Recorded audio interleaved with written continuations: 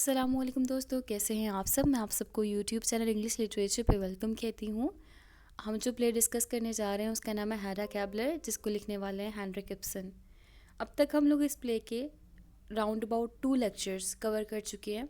First lecture में हम लोगों ने इंट्रोडक्शन को डिस्कस किया था, डिटेल इंट्रोडक्शन, जिसमें हम लोगों ने इसके हिस्टोरिकल बैकग्राउंड, राइटर का इंट्रोडक्शन, प्ले का टाइटल, सिग्निफिकेंस, इसके इम्पोर्टेंट थीम्स, इसके अलावा who is the responsible of Hedda's tragedy, इसको डिस्कस किया हम लोगों ने।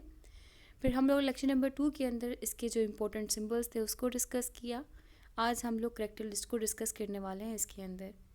तो टाइम को वेस्ट किए बगैर अपने लेक्चर को स्टार्ट करते हैं। हमारे पास जो पहला इम्पोर्टेंट क्वेश्चन करेक्टर है इसके अंदर, वो है टेस्टमैन का। हम लोग करेक्टर को एनालिसिस करते हुए डिस्कस करेंगे।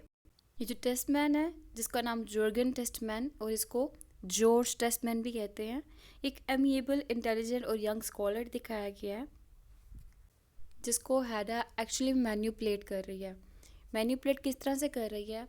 वो टेस्टमैन से शादी इसीलिए नहीं करती क्योंकि उसको टेस्टमैन पसंद है, बल्कि इसलिए करती क्योंकि she is a grace conscious lady.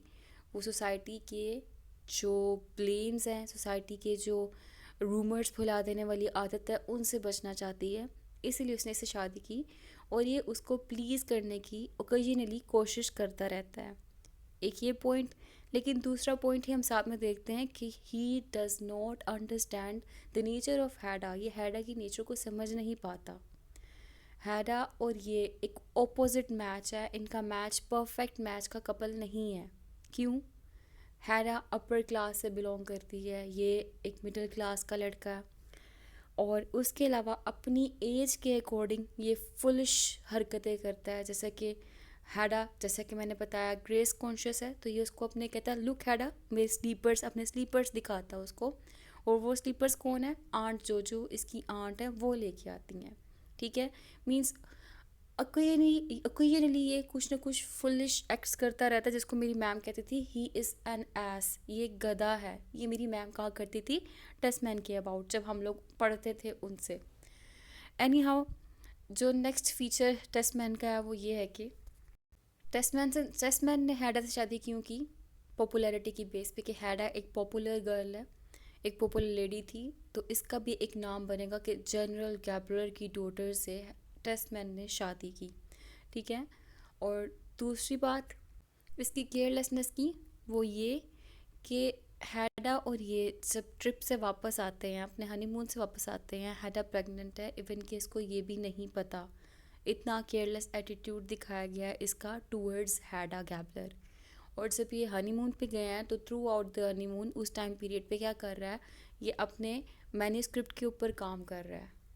ये हिस्ट्री का प्रोफेसर बनना चाहता है। इसका राइवल दिखाया गया, मींस इलिट लोबोग। ये और टेस्टमैन दोनों सेम ही फील्ड के बंदे हैं ऑलमोस्ट। इसके अलावा टेस्टमैन के करेक्टर के अंदर एक और फीचर ये कि टेस्टमैन की अपब्रिंगिंग करने वाली इसकी आंट जो है, इवन कि इसके यंग एज में भी इसको जो पाल रही हैं, खिला रही हैं, पिला रही हैं, वो इसकी आंट ही हैं, जिसके थ्रू राइटर ने यहाँ पर फेमिनिस्टिक थीम को रिप्रेजेंट किया है। अच्छा, यहाँ पे मुझे बात से एक बात याद आई। एक होता है स्ट्रॉन्ग वुमेन, एक होता है वीक वुमेन। इन दोनों की डेफिनेशन क्या है? स्ट्रॉन्ग वुमेन उसे कहते हैं जिसको घर संभालने का शौक़ हो, जिसको बच्चे पालने का शौक़ हो, जिसको चार दीवारी में रहकर मीन्स हर तरह के काम करने का शौक़ हो, केयरिंग किस्म की हो। और वीक वुमेन उसे कहा जाता है जो कि इन सब चीज़ों से नफ़रत करती है। अच्छा, स्ट्रॉन्ग वुमेन उसे कहा जाता है जिसको शादियाँ करने का भी शौक़ होता है, मतलब शादी करने का भी शौक़ होता है। और वीक वुमेन से कहा जाता है जिससे शादी करने का शौक़ नहीं होता। तो यहाँ पर क्वेश्चन किया गया था कि हैडा जो है वो स्ट्रॉन्ग वुमेन है या वीक वुमेन है। पहले क्वेश्चन ये किया गया था। फिर इसका आंसर था कि वो, कई लोगों ने कहा वो स्ट्रॉन्ग है क्योंकि उसमें मैन लाइक ट्रेड्स है वगैरह वगैरह। फिर इसकी डेफिनेशन बताई गई कि नहीं, स्ट्रॉन्ग वुमेन की डेफिनेशन ये है, वीक की डेफिनेशन ये है, तो हैडा इज़ अ वीक वुमेन। ठीक है, ये कॉन्सेप्ट भी क्लियर कर लीजिएगा। देन हमारे पास नेक्स्ट कैरेक्टर, वो है हैडा गैब्लर का। हैडा जो है ये जनरल गैब्लर की डॉटर है।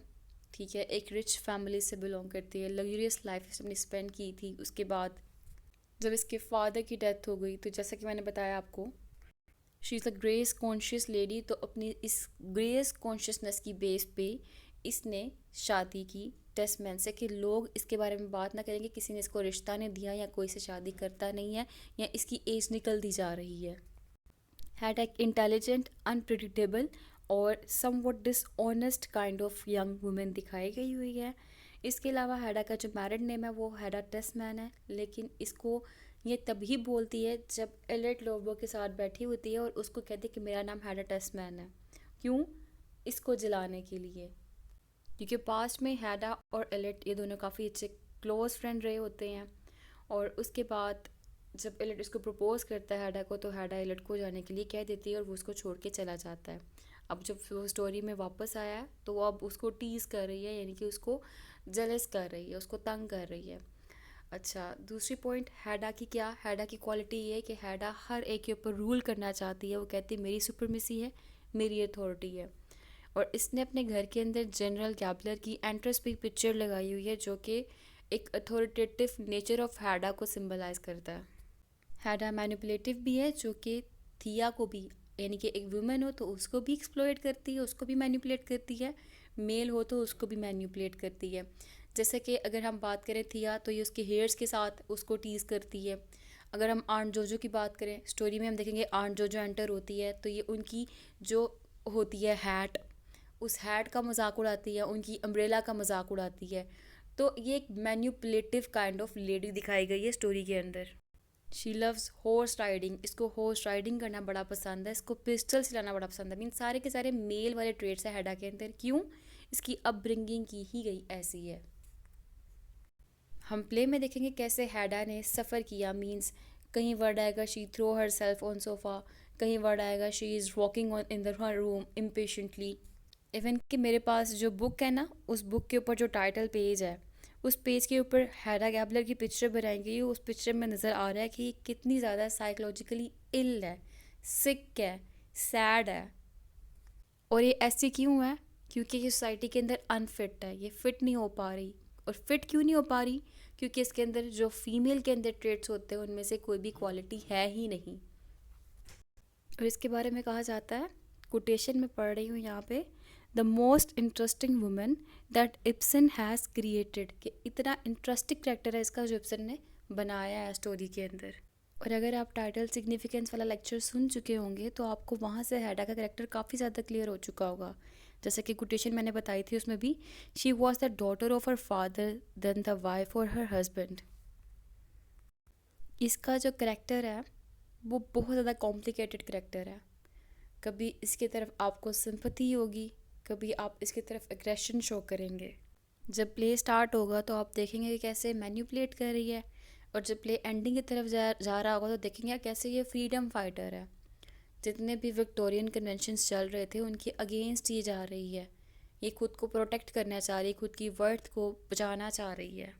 और इसके वीक वुमेन होने की जब मैंने आपको एग्जांपल दी थी तो उसमें मैंने बताया था कि जो प्रेगनेंसी का मैटर है वो भी इसको इरिटेट कर रहा है, क्योंकि इसको रिस्पॉन्सिबिलिटीज़ उठाना नहीं पसंद।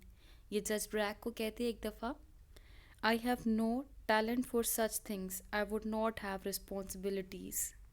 और स्टोरी में ये एक ग्रेट प्लानर भी दिखाई गई हुई है, जो कि इसके थ्रू राइटर ने जेलसी का थीम भी रिफ्लेक्ट किया है। जब ये कहती है एलेट लोबोक के जो मैन्यूस्क्रिप्ट है उसको जलाते हुए कहती है मैन्यूस्क्रिप्ट को, I am burning your child Thea, the child Eilert Lovborg gave you.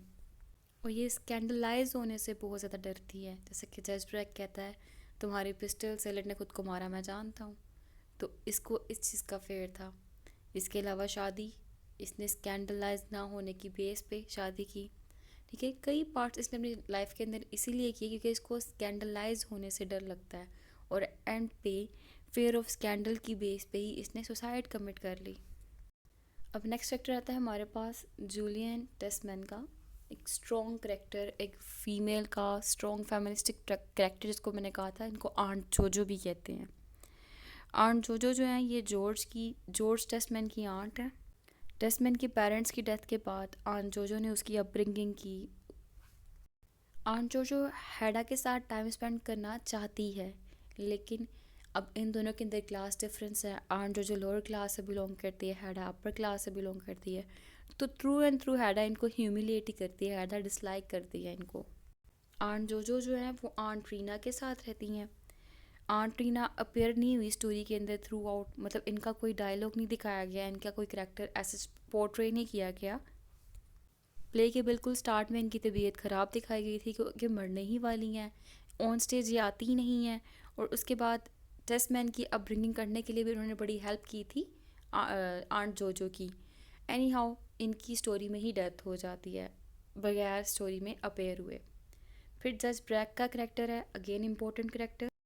Starting पे जज ब्रैक जो है वो फैमिली का बेनिफैक्टर के तौर पे प्रेजेंट होता है, ठीक है, यानी कि टेस्ट मैन के लिए जो घर वगैरह अरेंज करवाया प्रॉपर वे में, उसमें भी इसका रोल था। उसके अलावा हैडा के साथ इसकी फ्रेंडशिप हो जाती है, लेकिन लेटर ऑन जब स्टोरी एंडिंग पे जाती है तो ये एक्सप्लॉइटर के तौर पे प्रूफ मतलब सामने आता है हमारे, क्योंकि ये हैडा को कहता है मेरे साथ टाइम स्पेंड करो। ये टेस्ट जानता है टेस्ट मैन के साथ शादी उसकी हुई है, लेकिन कहता है मैं चाहता हूँ मैं तुम्हें अपनी अपनी लेडी बनाऊँ, अपने साथ रखूँ, मतलब वक्त गुजारना चाहता है वो उसके साथ। और हैडा के लिए ये चीज़ कितनी है अनबेरेबल है। जस्ट ब्रैक के करेक्टर में और हैडा के करेक्टर में काफ़ी सिमिलैरिटीज हैं, जैसे कि दोनों शार्प माइंडेड हैं, दोनों ही इंटेलिजेंट हैं, और दोनों में एक एबिलिटी है कि वो इन्फॉर्मेशन को एक्सट्रैक्ट कर लेते हैं, और दोनों ह्यूमिलेट करना भी जानते हैं। और हैडा की तरह जज ब्रैक भी जो विक्टोरियन वैल्यूज़ हैं, जो कंजर्वेटिव एटमॉस्फेयर है, उनको डिसलाइक करता है, पसंद नहीं करता।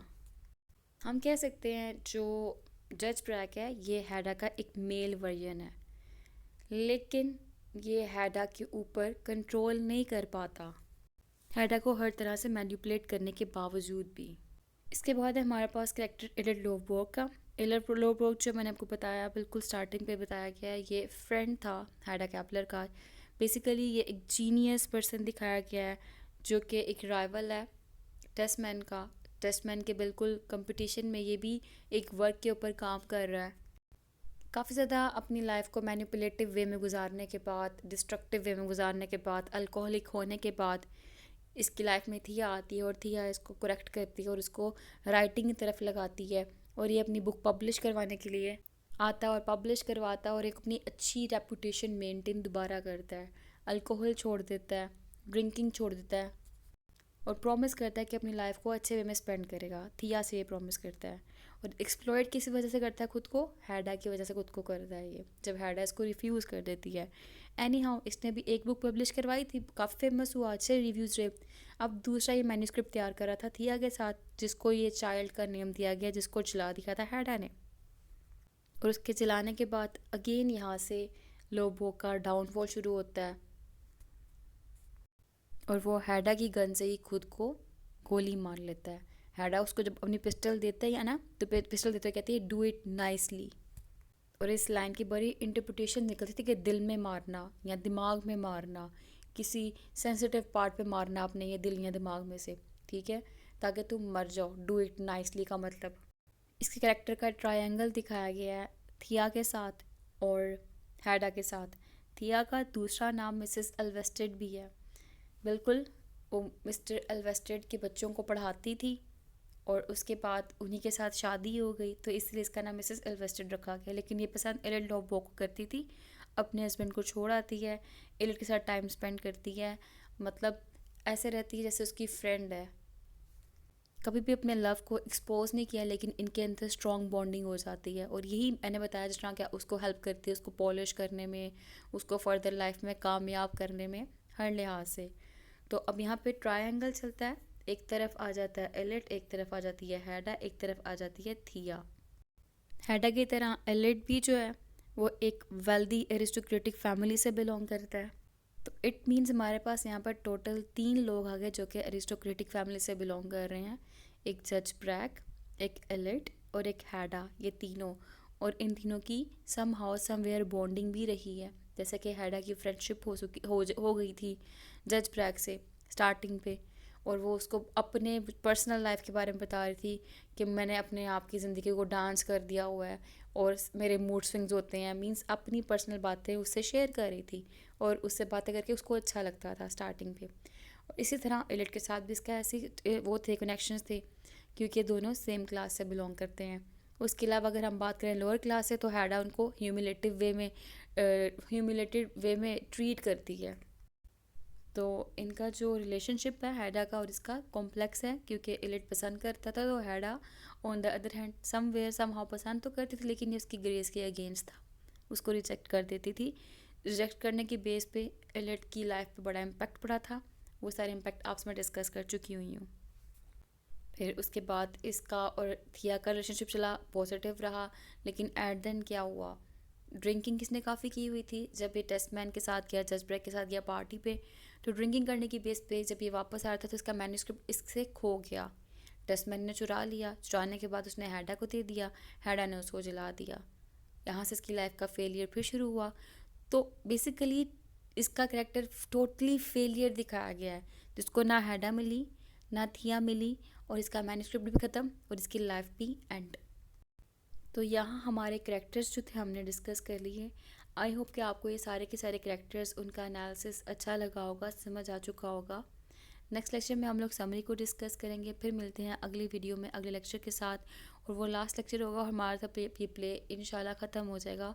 तो हमें ख़ास याद रखिएगा। फ़ी अमान अल्लाह।